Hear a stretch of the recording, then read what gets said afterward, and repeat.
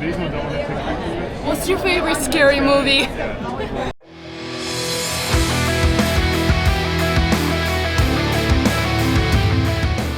Hi, welcome back to Girl with the Gun. Thank you so much for joining me today. I am finally going to talk about Comic-Con. I have had such a lot that has happened since Comic-Con. I am so sorry that this has been delayed, God, like over a month now. To be completely honest with you, I got sick with COVID on the last day of Comic-Con. We will talk about that.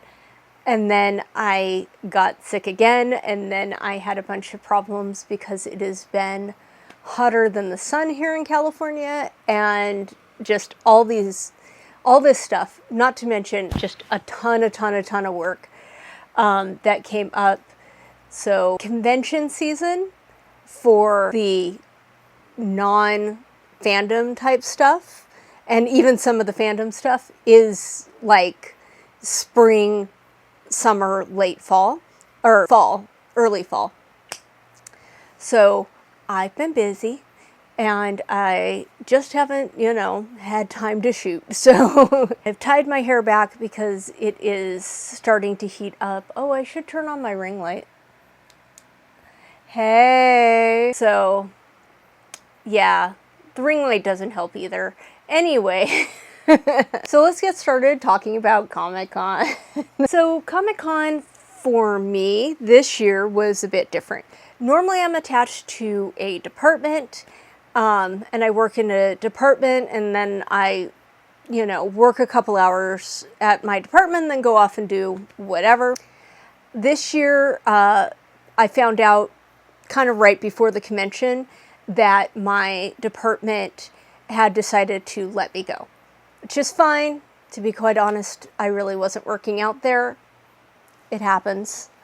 So I left, and at that point it was too late for me to find another department. Hopefully I'll find another department by next year.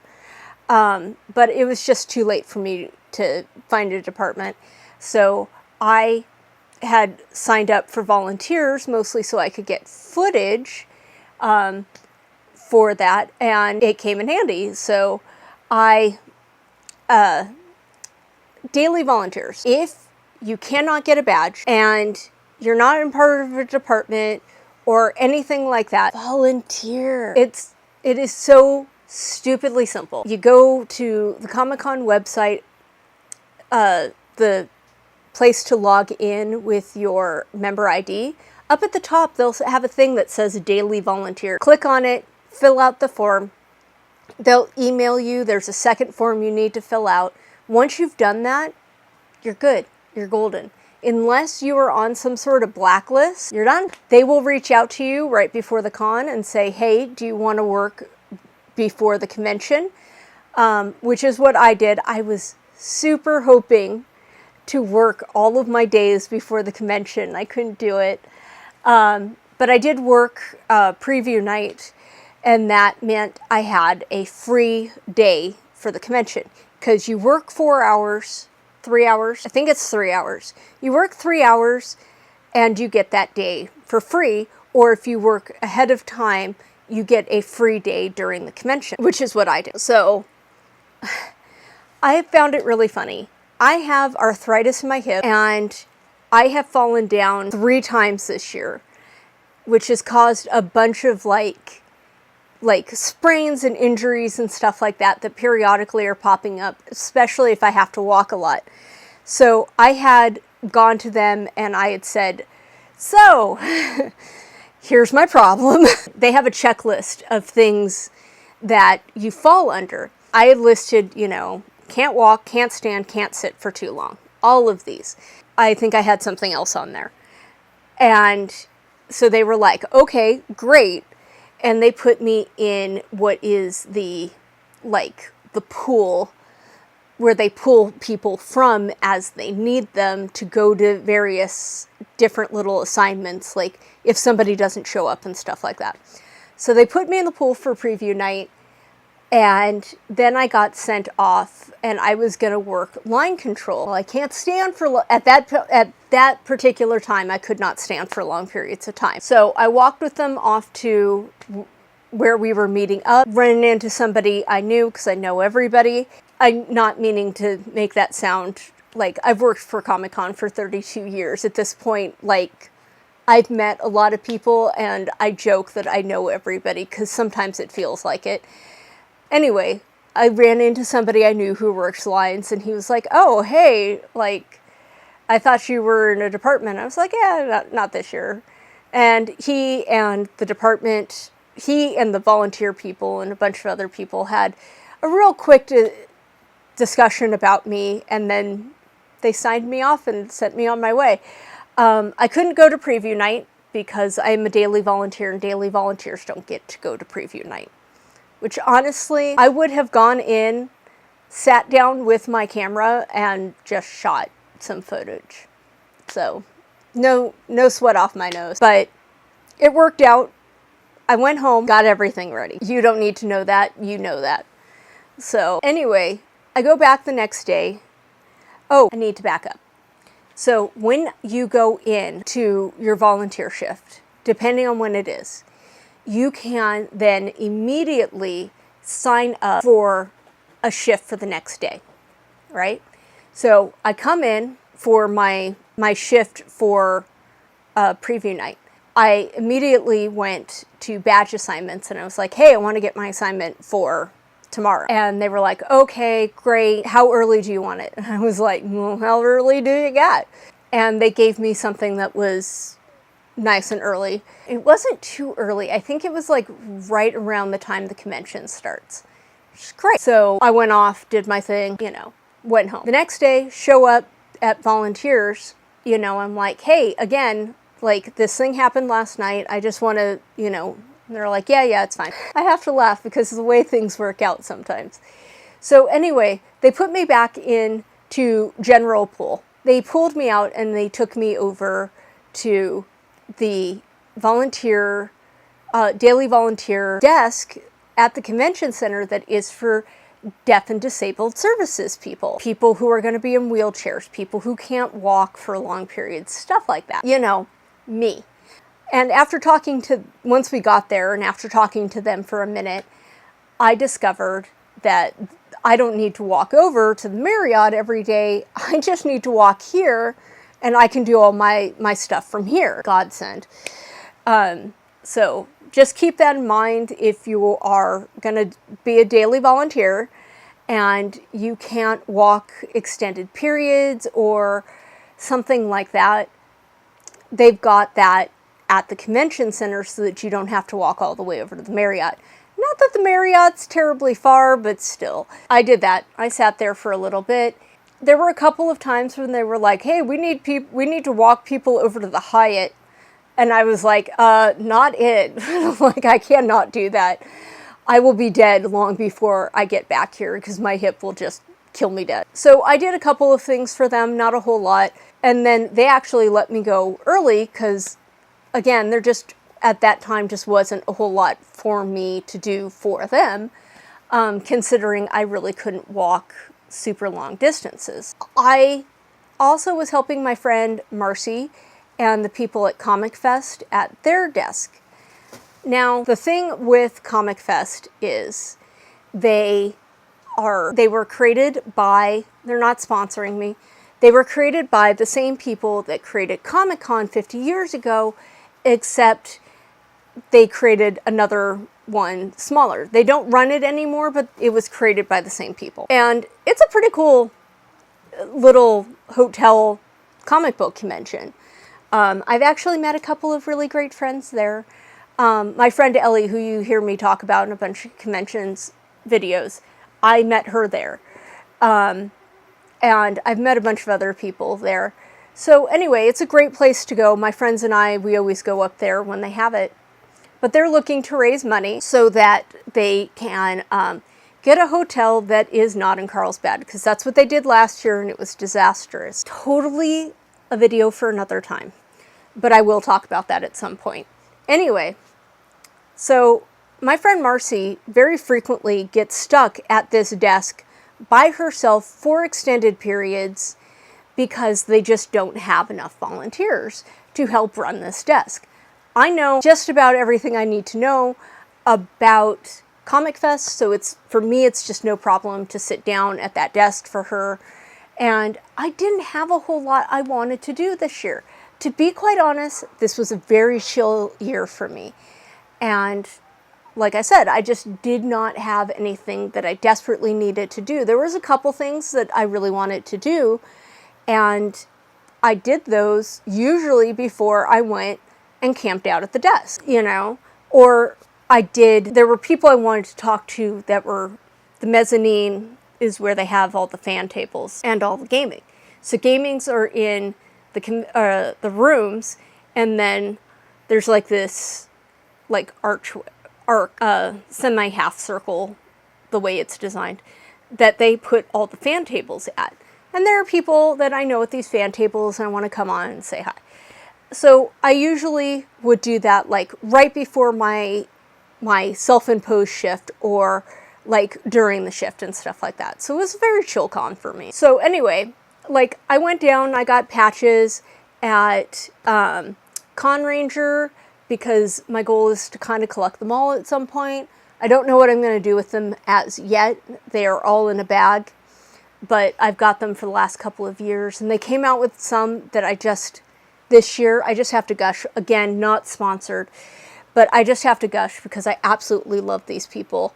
They had one that was new this year that was called like Caught by the Train or something like that. If you've ever been to San Diego Comic Con or to any convention at the San Diego Convention Center, if you've ever been to anything down there, you will know it is very easy to get caught by the train. At night, sometimes during the day, we have a freight train area that is just a little bit down from the convention center.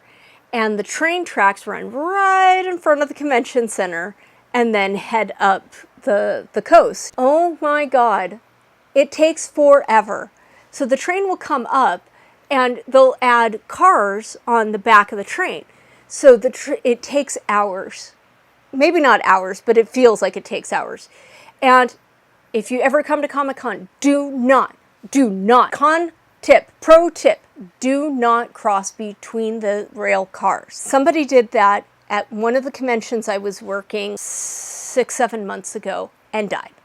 So please do not do that. What happens is you'll have like 10 cars, right? So go past the convention center and down to wherever the next intersection is. Somebody stupid will attempt to go between the cars, the train cars, to get over to the other side because they can't wait for whatever reason. But while they're doing that, another car is being added on to this train car snake, and it will cause the trains to slam forward and can cause somebody to get caught between the trains and killed. Don't do that. Anyway, because they're constantly adding cars, and sometimes it's very short train, sometimes it's very long train. It also depends on if it's coming in and if it's going out, and just it takes a while, and you can get trapped for a long time on the opposite side of this car from where you're trying to go. I love it. It is so quintessential con badge. I was just like, must have. So I had to get that one. Anyway, they also had a bunch of other badges that I really wanted to get, so I picked up all of those. And then they were doing a special badge a day, or patch. I missed one because I was able to go, I think, on Thursday and get Wednesdays and Thursdays, but I wasn't able to get Saturdays because I didn't go on Saturday. I didn't go to them on Saturday because it was the only badge I needed to pick up, so I was like, yeah, I don't need to go. Wish I hadn't have done that. Anyway, so I did that. I think I was really hungry for whatever reason. I went upstairs and I got myself nachos. I had been bringing protein shakes and snacks and stuff, but for whatever reason, I got to the convention center every day with the world's most ravenous appetite. I was like, must eat food. I don't know. But I generally try to avoid eating at the convention center because it'd be kind of expensive. But right next to Wild Bill's is this place that does nachos, and they do birria and carnitas nachos, and just, oh my God, it's so good. It's very dangerous, and I can't eat them all because I'm losing weight and I have a really tiny stomach now, so I just can't eat a ton. But oh my God, they're so good. And because they're next to Wild Bill's, I can just go and get my cup refilled and then go. If you don't know about Wild Bill's, again, not sponsored, they show up to a bunch of different conventions countrywide, and they have sodas that they make that are really good, but at Comic-Con, they can't sell because of contract labor. With the convention center, they can't buy, or they can't sell their own sodas, per se. So they sell Coke. I think it's Coke and Pepsi products or something like that. And then they'll have one that they'll change out, like, I think it's every day or every other day, or twice a day or every day. That is one of their sodas. So they'll have like their root beer, maybe they'll have their cherry soda, stuff like that. It's usually not any of their cola products. It's something that won't compete with like the Pepsi, Coke type stuff. So you can buy a mug from them. You have to buy a mug from them to do it. But once you've got a mug, you can use it until the end of time. My mug has a bunch of the paper wrist things from all the conventions I've gone to. I just never take them off. I just clean the cup in such a way that I don't get those wet. And it's got all of them. But you go up to them, you buy the wristband for the convention, and then you just stand in line. The lines move, they'll be long as hell, but they move super fast. And you get ice and you put your soda in there, and then, and you can come back as many times as you want during the day. It's great. Not that I should be drinking soda, but Dr. Pepper makes everything better, and I drink it for your safety, not mine. Anyway, so I would get my food, and then I went down and worked the desk. It was really cool. They had a guy working the desk that he was a local-ish artist, and his name was Kevin something or other. I will post all of his information on screen and in the doobly-doo below. I just can't remember it right now as I'm filming. But he was like their resident artist, and so if somebody came by and made a donation at the convention, he would do a quick sketch for them. And so that was cool, and he had a bunch of his stuff out, and so he was also advertising for the convention, and it was just really fun to kind of like hang out with him and talk to him. But he would also like get up and leave and go, meet Jim Lee or meet whoever, because he wants to be in that field, and so he would go off and he'd get signatures and meet with people, and it was like, I get it. Like, I totally get it. But it was nice talking to him, and he did me this really cool grifter sketch image thing, which I will also show. Just absolutely loved it. He's got like a real Frank Miller, Jim Lee-esque vibe to him. Like, he draws really stocky characters like Frank Miller does, but then he has like the super details in line of like early like Jim Lee. So it's just a really neat style. Anyway, so honestly, that was most of what I did.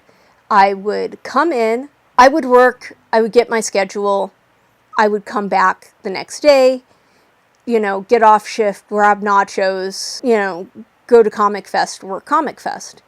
Met with people from the Manticore Navy because I had questions about this damn book that I'd been holding on to for like a year, trying to talk to them. But every time I went to a convention where they were there, I would walk up and they wouldn't be at the table for whatever reason. And so it took me like a year to get this question answered. That Manticore Navy is a fan group based off the Honor Harrington book series. which I do really recommend. It's really enjoyable. They can be a little Navy heavy sometimes, like talking about, calibrations and technical numbers and stuff like that. Stuff that like people who've been like on a destroyer or in the Navy and stuff would totally be like, oh yeah, that's exactly what it's like. People who, like I said, who had been in the Navy, it can be kind of dense in that stuff, but all the other stuff that goes around it is really interesting, to the point where they will barely mention a character. He gets like 2 lines, and for whatever reason, when he dies, you're like, oh my god, Ensign so-and-so has died. Like, even though he's like barely been a part of the plot, And so it's got some good stuff like that.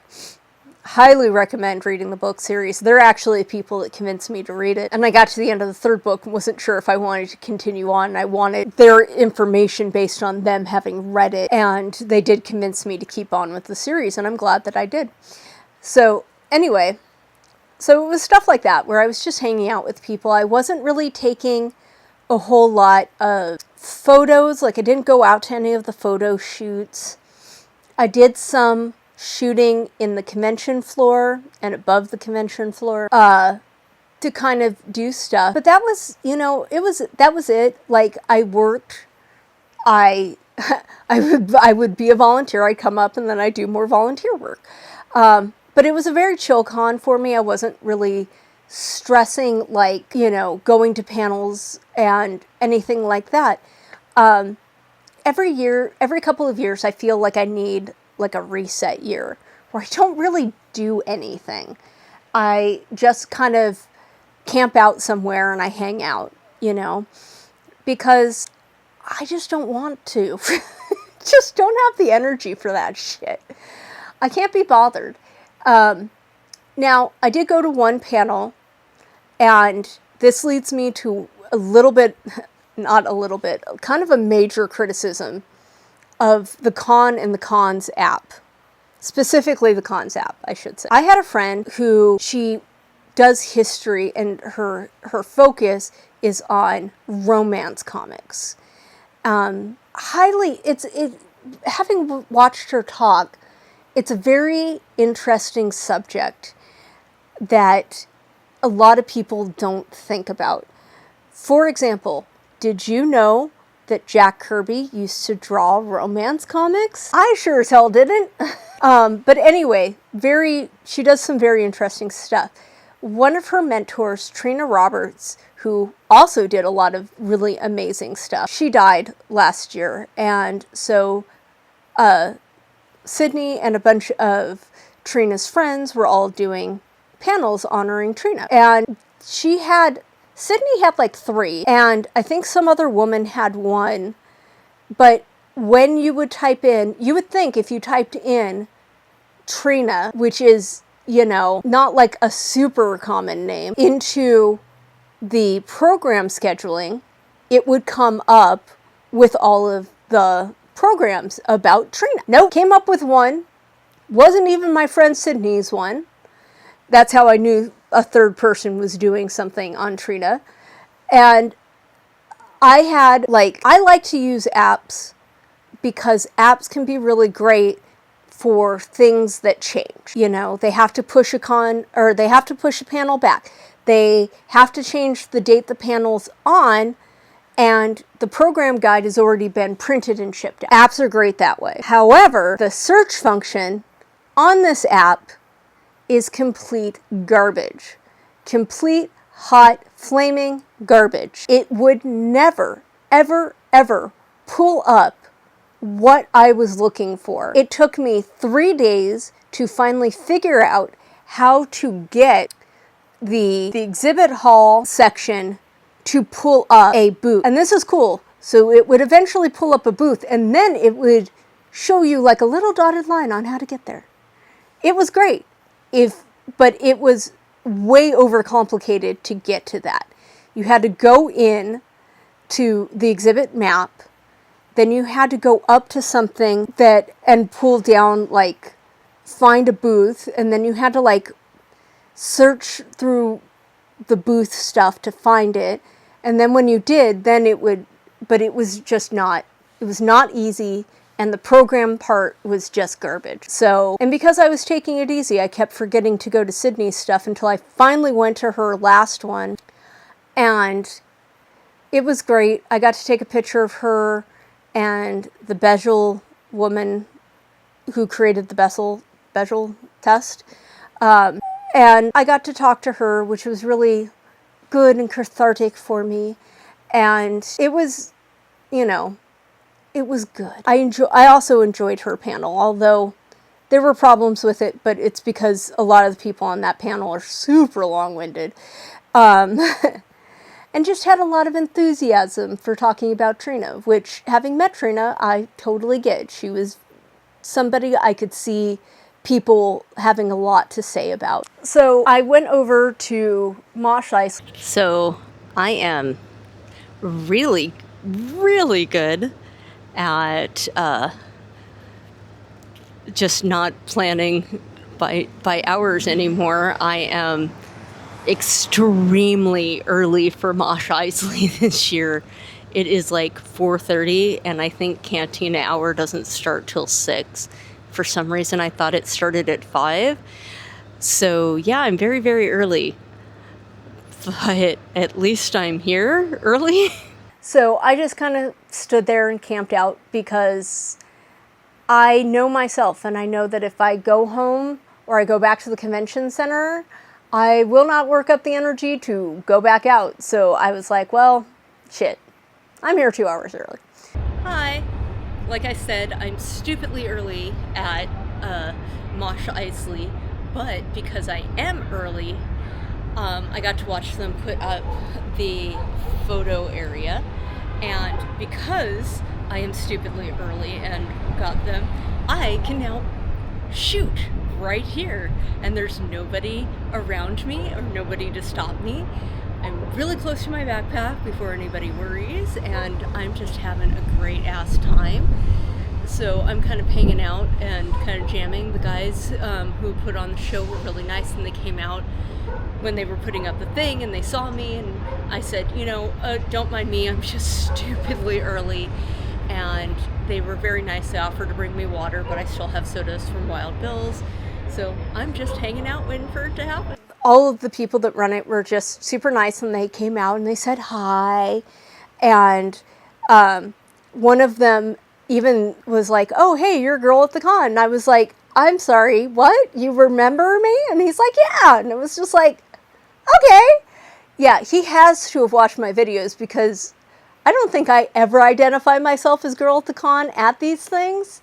But it's also possible I handed him a sticker or something. Anyway, so it was cool because I was just like, wow, somebody knows me. Oh my god, awesome. Because I'm first in line, I got some stickers and a new patch. It's all Force Lightning and says Mosh Isley. And I got a backpack from Voodoo Ranger. This is so awesome. I may have to come stupidly early every year. But yeah, and they came out and I got this Voodoo Ranger backpack and these really nice Voodoo Ranger glasses, a bunch of like sunglasses. And then somebody brought me, the guy who does their patches is like, yeah, this is the new patch I did this year. And I felt bad because I'm like, you're all giving me this stuff because you feel sorry, because I'm literally the first one here by like a lot. a lot. So anyway, I met up with some people that showed up, and I just made friends with people in line, which is always my pro tip for going to a convention that has lines. Make friends in line. You don't have to be like best friends, but it's somebody to talk to. It's something to do, you know? So I did that. We went inside. I hung out with people I knew, met some people I didn't know. I had fun until basically I couldn't have fun anymore and was like, I'm going home.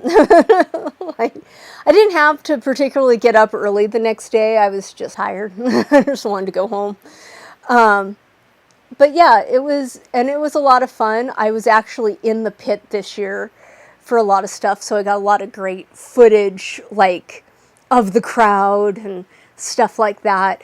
We did a lot of fun shots, like, in the beginning, like, before everything really started to get going. And yeah, it was just an absolute blast this year. I had a lot of fun. Yeah, I will do it every year that they continue to have it.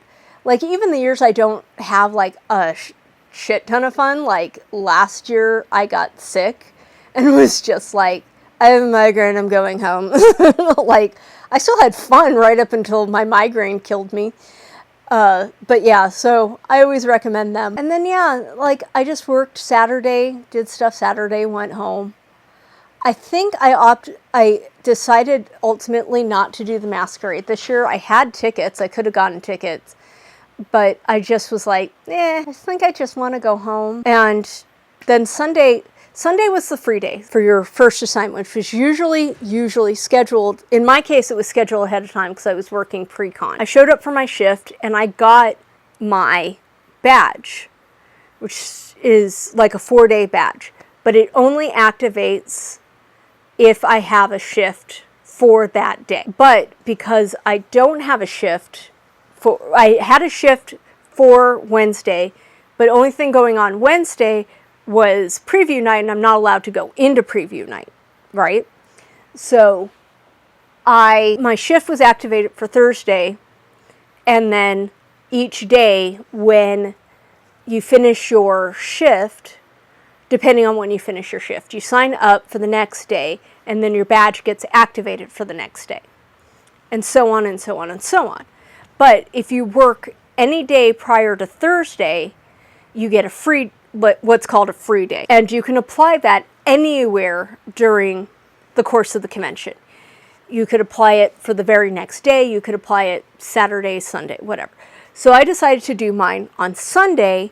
That way I could just do whatever I wanted on Sunday and then, not have to worry about volunteering. I did this, and I'm so glad that I did this. I was able to just kind of wander around. I went, of course, and just worked at the Comic Fest table. At the end of the day, like, progressively as things are getting on, I'm starting to sniffle more. And I'm just like, God. And I always have some sort of runny nose, because any little thing gets up there, my nose starts to run. My doctor has assured me that I don't have allergies to anything. It's just that, like, dust particles and cat hair or just anything gets into my nose and touches it makes my nose want to run. Which is not technically an allergy, it's just like an irritation. Anyway, so I'm sitting there and I'm like, And usually my friend Marcy and I meet up after the convention and we have Chinese food, specifically Chinese food. She's a vegan. I eat anything. Chinese food is usually the middle, where we can meet in the middle. And that way she's not just having rice or something. She can have other things, because there's like a vegetable dish at this Chinese restaurant that I order from that she likes. After we have packed up the table, after we've let some of the inside the convention center people die out a little bit, we are standing outside of the convention center, her with her stuff, me with mine, and we're just kind of chatting. And I was like, she was like, you don't need to wait for me, just go home. And I'll call you whenever I finally get into the garage and out of the building. And I was like, okay, cool. By the time I got halfway home, I'm on the bus, by the way. So it's like a trolley to a bus. And by the time I got to where it would get on my bus, I was like, I think I'm sick, and started to really was constantly blowing my nose. Second I got home, not even the second I got home, I think I was on the bus and I texted Mercy. I was like, I think I have a cold and don't come over, I think I'm sick. And so I went to bed. The next day, I woke up and I felt so incredibly crappy. And I had a fever and a bunch of other stuff. So I took a COVID test. And sure enough, I had COVID. Con crud on extra hard mode. Thankfully, I got Paxlovid, which is awful. It is great because it really knocks out that cold, that flu real quick. But it does leave you with Paxlovid mouth, which means nothing tastes good at all. But hey, I was shooting to get to CatCon, which was like the very next weekend, and they were sold out. I'd already bought my ticket, and I was like, I've got to make this happen. And so I was in bed, I was shoving fluids, taking Paxlovid. I was like, I will be better by Friday. I was, but man, I should have stayed in bed. That's a subject for CatCon video. But anyway, that was kind of Comic-Con. It was just kind of chill. I didn't do a whole lot.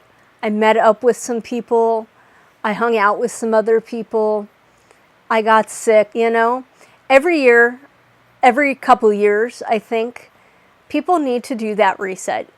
You know, if you're not working, if you're not like, I have to be at Comic-Con like I do, take a year off. If you're not feeling it, take a year off. Do something else. You know, I can have a good time just sitting at a table, like doing nothing. I've spent Comic-Cons, many a Comic-Con, sitting at a table with my camera and just filming people going by and talking to the people that show up at the table. Not this year, last year, or maybe it was the year before that, I met a girl who was doing a primo the vampire from Monster High. God, what is her name? Anyway, she was doing Draculaura. That's her name. She was doing a primo Draculaura. And I was going to exchange information with her when her dad was like, oh my God, the line's really short for this thing. We got to go get in line. And she left to go get in line. And I was like, I'll be here when you get back. And somebody I was friends with had texted me and they're like, no, you need to come over here and hang out with us. And I was like, okay.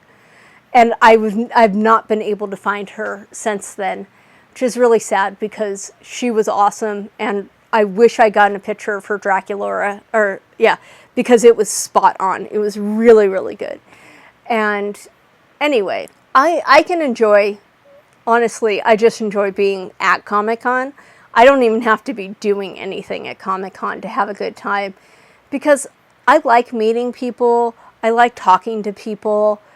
I enjoy recording people, you know.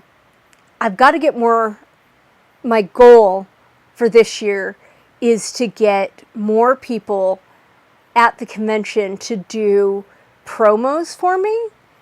I have two right now, which is it's the Golden Chancla and the Infinity Chancla, and it's like Mexican or gangster Thanos, and he has the Infinity Chancla, and he did one for me. And then I have a Star-Lord who did another one for me.